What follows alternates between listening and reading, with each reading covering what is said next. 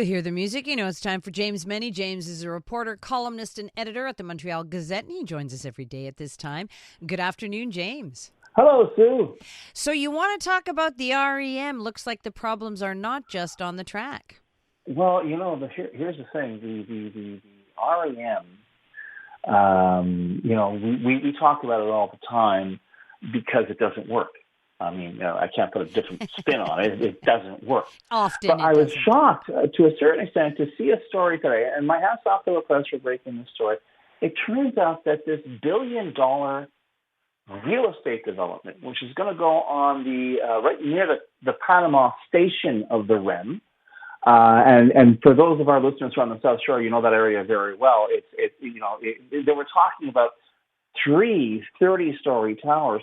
And the CJAD, which coincidentally is also the main investor in the REM, said, "Nah, we don't think so. We don't think this is going to happen. Construction was supposed to start this fall, and we didn't have that great return on investment, and the economic future is not too good, and with the immigration changes now, there may be less of a demand for housing and this and that and blah blah blah." And they're listing off all of these reasons, but as far as I'm concerned, the 10,000-pound gorilla in the room is the REM itself. You may recall, maybe 10, 15 years ago, one of the more fashionable acronyms in Quebec was TOD, Transit-Oriented Developments, and municipal politicians were using it left, right, and center. The idea was you built around a transportation hub. That way, you took people out of their cars.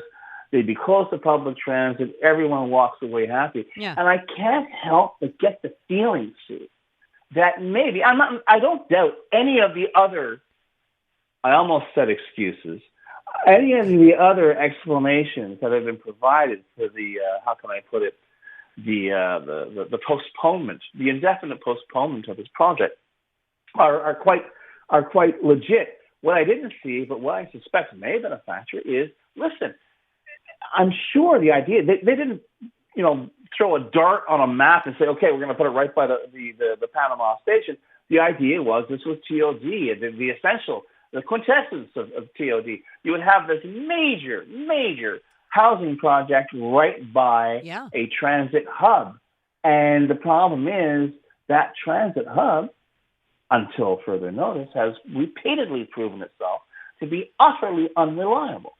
That in fact, I'll tell you, because as someone who used to use the Panama terminal for the buses, that if they had maintained the bus system rather than the REM, and because the REM made sure that the intercity buses across the Champlain had to be killed. You could not have that duplication. Right. But if those buses were still around, I'll bet you folding money that those towers would still be going up. But here we are. It's a remarkable story because this is, and it also kind of flies in the face of the whole idea that, and we've discussed this on the show multiple times, people are leaving Montreal. No, they're not going to go move to Timbuktu. They're going to the 450 and they're going to the South Shore. They're going to the South Shore, they're going to the North. Yeah, and or like Vaudreuil. Exactly. And you know what? You need some place to live because there is a limited sort of like housing pool there. And yet they're turning around and saying, well, there's this because, and I cannot help but get the feeling that the CJAD, which knows better than anybody else the actual potential for efficiency that the REM may display in the future, because God knows it's not displaying it now, perhaps it said, maybe this is not a good investment for us. Maybe this is not a good idea. I'm not sure if I understand what you're saying. First of all, I want to tell you that your point about the buses was made yesterday. We spoke to a transit expert, and she was saying the exact same thing. Stop making these big projects and concentrate on the stuff that we already have that doesn't work. Yeah, so the buses point.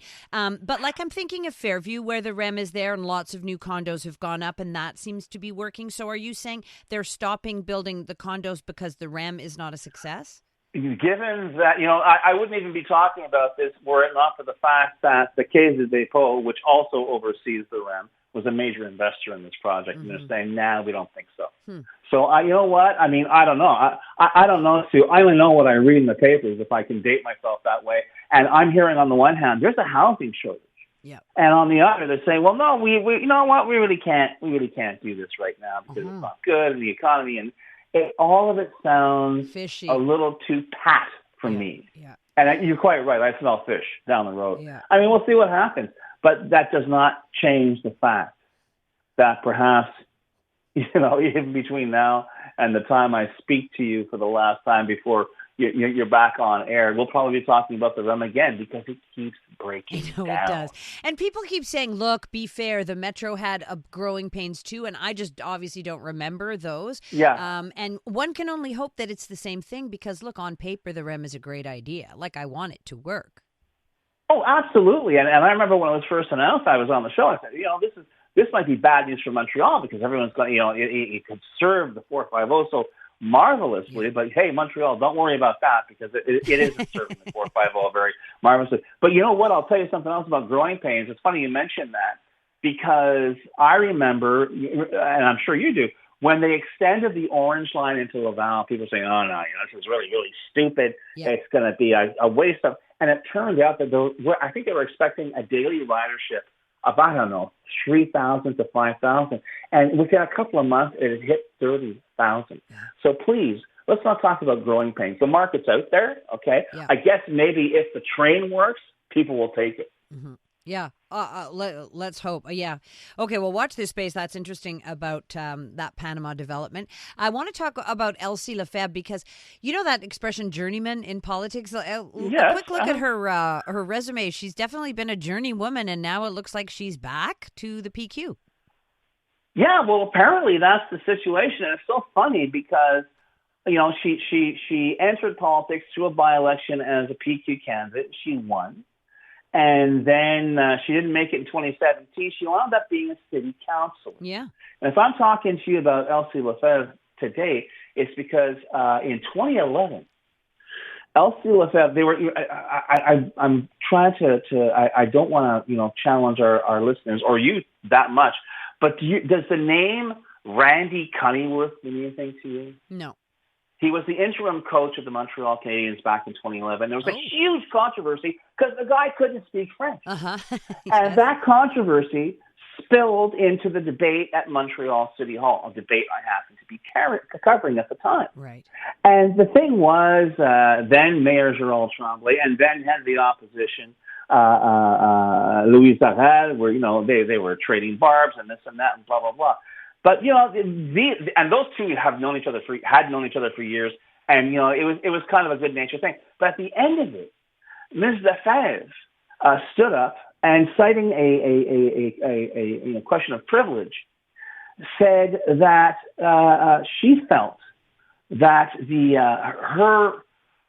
French character of the city and its council needed to be respected. And she said that, the idea was there was a slide towards English, that she kept feeling that, that I believe that the word that she used was, my privilege as a city councilor in a Francophone city is battered each month because this municipal council becomes more anglicized month after month, week after week.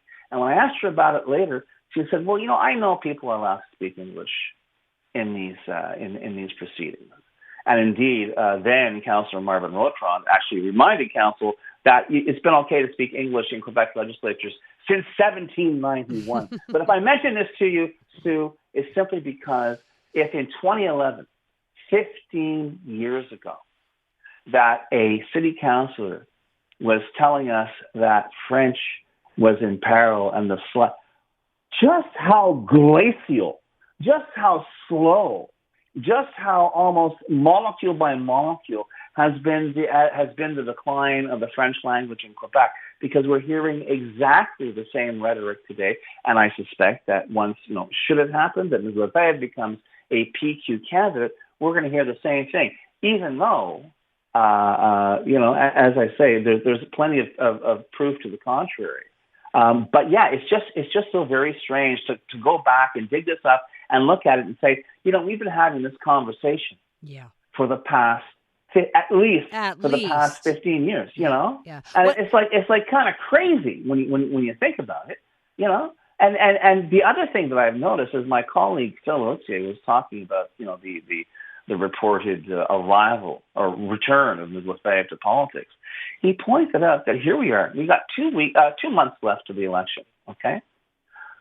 Quebec Solidaire. There's going to be 127 seats to fill. Quebec Solidaire has filled 94. Okay. The CAQ, 82 candidates so far. Mm-hmm. The Liberals, 77. The Quebec Conservatives, 64. Parti Québécois has 69. Okay. Oh, wow. And I'm thinking, wait a minute. I realize you want to save your fastball for the, closer to the vote. Are you trying to tell me that you have my God, scores of high profile candidates that you don't want to announce right now? Or is it perhaps that running for the PQ may not be the lead pipe cinch into government that some folks think it is? Well, we can only watch and wait and hope that she'll weigh in on Go Habs Go. We have that to look forward to. Oh, absolutely. Thank you, James. Adama. You've heard the chaos. Now you can see it. Oh my God. Watch all your favorite podcasts from start to finish right inside the free iHeartRadio app. Gets the blood going, huh? Catch every laugh and eye roll on shows like the Tom Green Farmcast and Park the Bus. Now with full video. We're building a ramp for Tony Hawk. It's the same hosts and the same chemistry with all the hilarious moments you've been missing right on your screen. Cheers. Open the free iHeartRadio app, search video podcasts, and tap watch.